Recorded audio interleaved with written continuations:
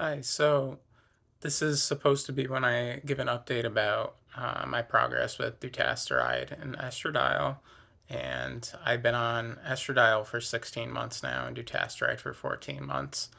I kind of feel like I don't have like a ton to say about this again, and it's kind of making me reconsider doing monthly updates. But for now, I'll just say that with dutasteride. I don't know if it's related to this or not, but I've definitely noticed an increase in shedding again recently. I'm not sure if it's because of that, because I have read that, there's like cycles of shedding even after you've been on it for over a year. You can have more cycles where the hairs shed and you get newer, healthier hairs in place of the old ones. Uh, I guess I'm just not certain because I've been having breakouts again this past week and like somewhat recently that I haven't been able to really figure out what the cause is. I also get breakouts on my scalp too. So I'm thinking like it's also possible that those could be correlated in some kind of way, especially because I can't do my skincare stuff on my scalp like I can on my face. And I have read things about there being hair loss in regards to uh, like kind of cysts or acne on the scalp. I forget what the term for like that sort of thing is. Overall, I would say my hair does look denser and I feel better about my hairline.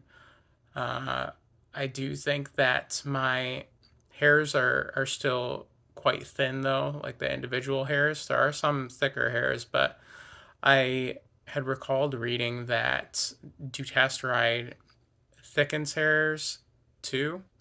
Uh, by having the DHT reduced, your hairs are healthier and thicker. But I'm not so sure if I've noticed that. My hairs still like individually seem rather thin and really delicate, and that's also I think led to an issue I have with these like crinkly, wiry like hairs that kind of don't lay straight like the majority of my hairs do, and kind of give this like sort of like almost like bird's nest kind of look that I'm really like self-conscious about and I'm still trying to figure out how to fix.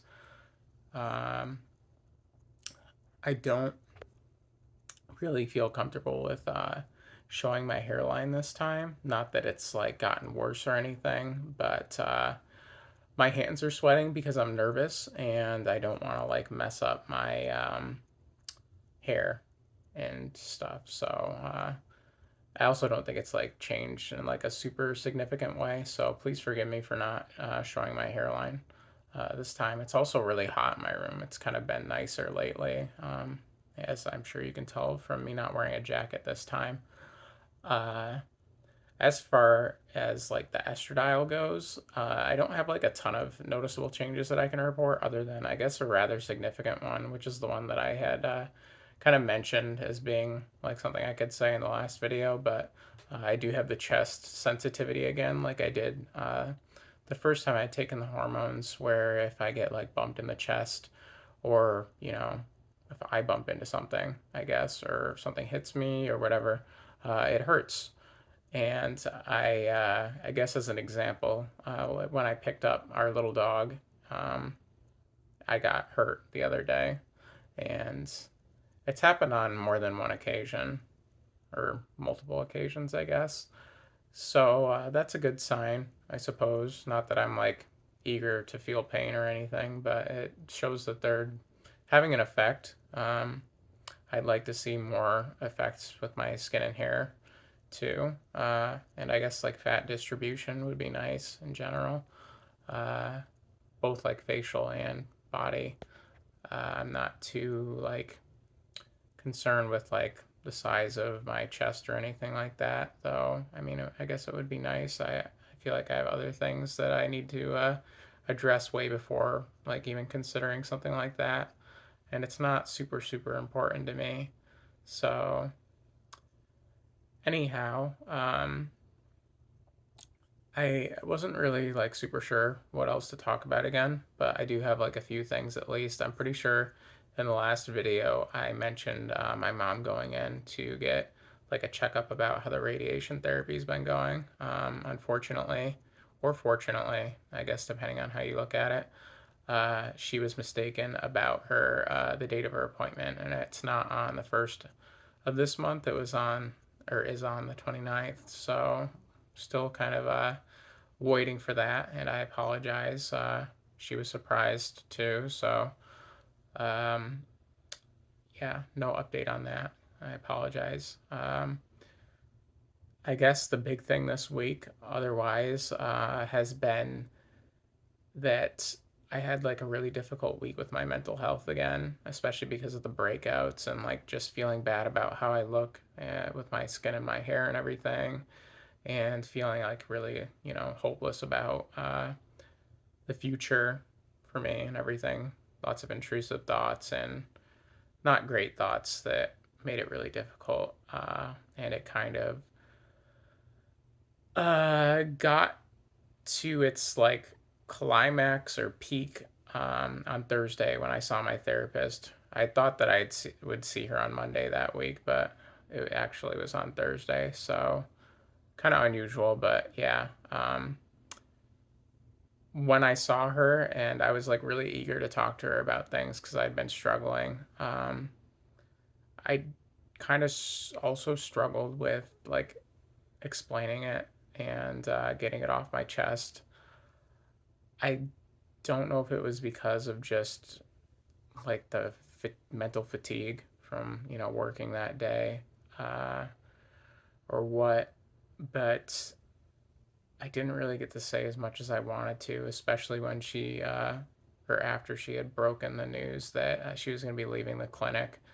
And that was really, really difficult for me to hear. Even like right on the spot, I started crying and had a hard time like talking because I was just trying to get myself to not cry and kind of like felt at a loss because I really like this therapist, and I was kind of like not even really wanting to get into therapy again before I had gone in to see her for the first time. And afterward, I had felt like I'd gotten really lucky. And it's really tough to know, especially like after having such a difficult time lately, that